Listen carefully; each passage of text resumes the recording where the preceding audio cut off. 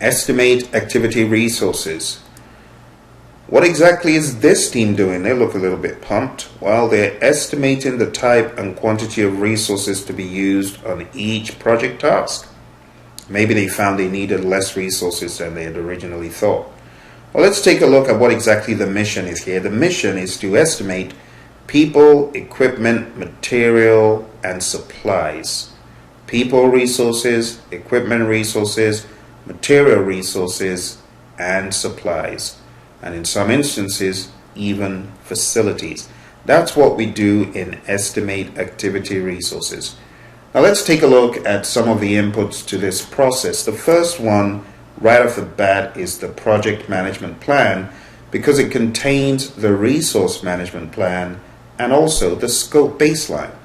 So the resource management plan guides us on how to carry out the estimate activity resources task on the project. Now when I say task, I'm using that loosely because we know this is a process in the world of the PMI. And we also have the scope baseline, which contains the entire scope of work to be done.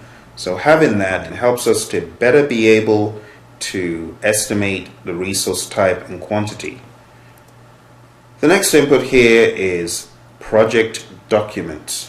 When you hear project documents here, you need to be thinking about things from associated tasks. Now, estimate activity resources is closely related to estimating the activity duration, and also it is linked very closely to the define activities process, because in order to estimate activity resources, you need to know the activities. So as part of the sub-inputs within project documents, we have activity attributes, which further describe activities in more detail, activity list, which gives us an idea of the actual activities, assumptions log, which contains those assumptions that we have made on the project. It could have information on productivity, availability of resources, cost estimates for resources, and so on. We also have cost estimates themselves as part of project documents. We also have resource calendars. Resource calendars show us when resources are available. We need that when we are estimating activity resources, especially when we're dealing more with the absolute than generic resources. And we also have the risk register. The risk register describes risks of a resource nature, resource-related risks. We also have EEFs, enterprise environmental factors, and these could include the resources availability, which is an EEF, resource location, team resource skills, organizational culture, and marketplace conditions. And we have OPAs. We think about policies and procedures for staffing, which is very important. Policies and procedures relating to supplies, relating to equipment, and also historical information regarding types of resources used for similar projects in the past. Taking a look at the tools and techniques, expert judgment, expertise to estimate those resources.